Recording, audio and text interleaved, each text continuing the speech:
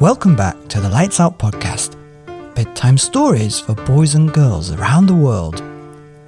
Good evening, boys and girls. Are you ready for bed? Are you all snuggled up and ready for another Lights Out bedtime story? Good, because you're in for a treat tonight. That's right, we have chapter 3 of Roald Dahl's Charlie and the Chocolate Factory.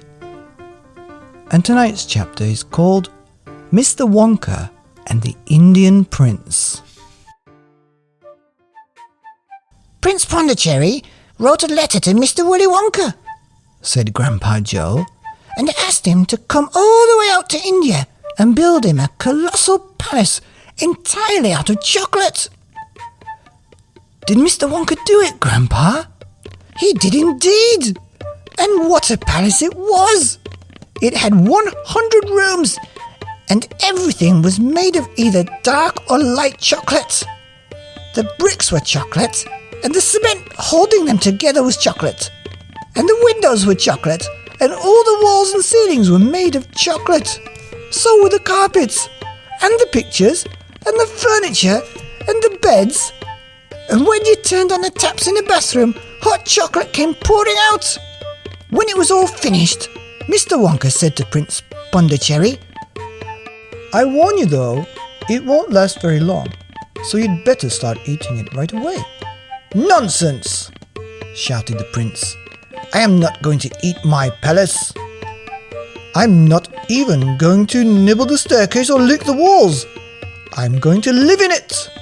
But Mr. Wonka was right, of course, because soon after this there came a very hot day with a boiling sun, and the whole palace began to melt, and then it sank slowly to the ground, and the crazy prince, who was dozing in the living room at the time, woke up to find himself swimming around in a huge brown sticky lake of chocolate.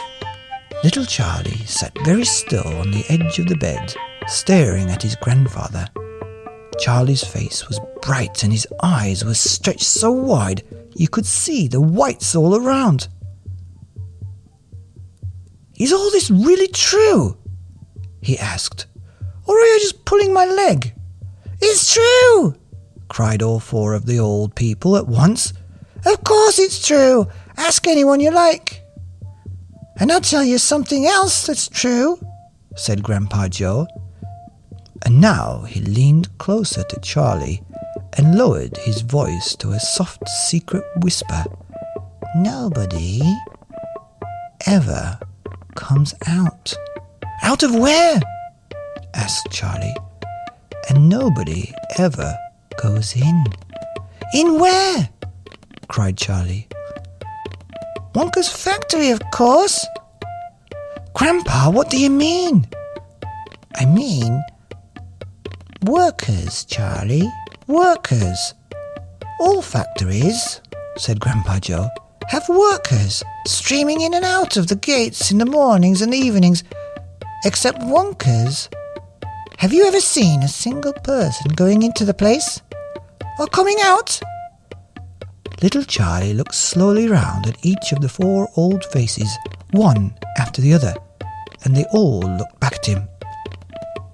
They were friendly, smiling faces, but they were also quite serious. There was no sign of joking or leg pulling on any of them. Well, have you? Asked Grandpa Joe. I really don't know, Grandpa, Charlie stammered. Whenever I walk past the factory, the gates seem to be closed. Exactly, said Grandpa Joe. But there must be people working there. Not people, Charlie. Not ordinary people, anyway. Then who? Cried Charlie. Aha! That's it, you see. That's another of Mr. Willy Wonka's clevernesses. Charlie, dear, Mrs. Bucket called out from where she was standing by the door. It's time for bed. That's enough for tonight. But, Mother, I must hear. Tomorrow, my darling. That's right, said Grandpa Joe. I'll tell you the rest of it tomorrow evening. The end of Chapter 3 of Roald Dahl's Charlie and the Chocolate Factory, Mr. Wonka and the Indian Prince, here on the Lights Out podcast, bedtime stories for boys and girls around the world. Good night. Stay around for the bloopers.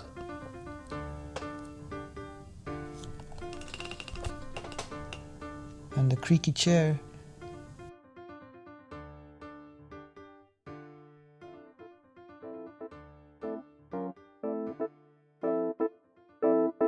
Welcome back to the Lights Out podcast, bedtime stories for boys and girls around the world.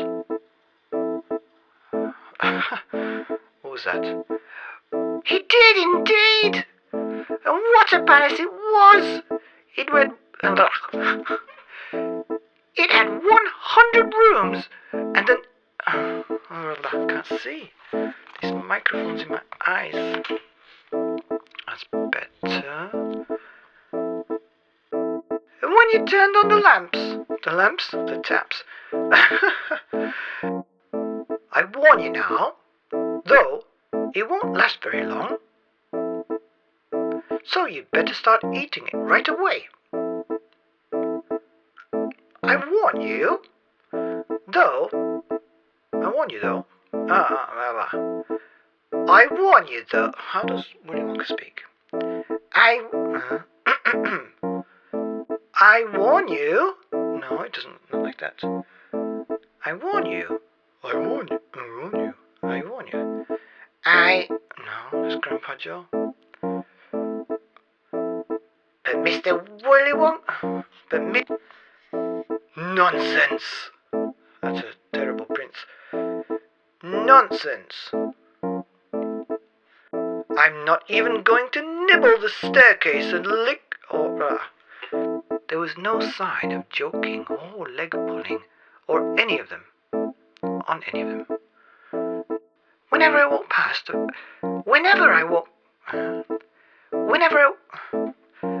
That's right. No. That's right! That's right. That's right, said Grandpa Joe. Charlie dear! Oh my word. Charlie dear! Well, have you, Grandpa? Have you? Blah, blah. Well, have you? Huh? Asked Grandpa Joe. But there must be people working. But there must be people working there. Not people. But there must be people working there. But there must be people working there. I'll tell you the rest of it tomorrow evening.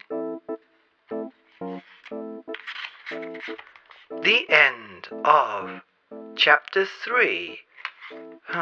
My word.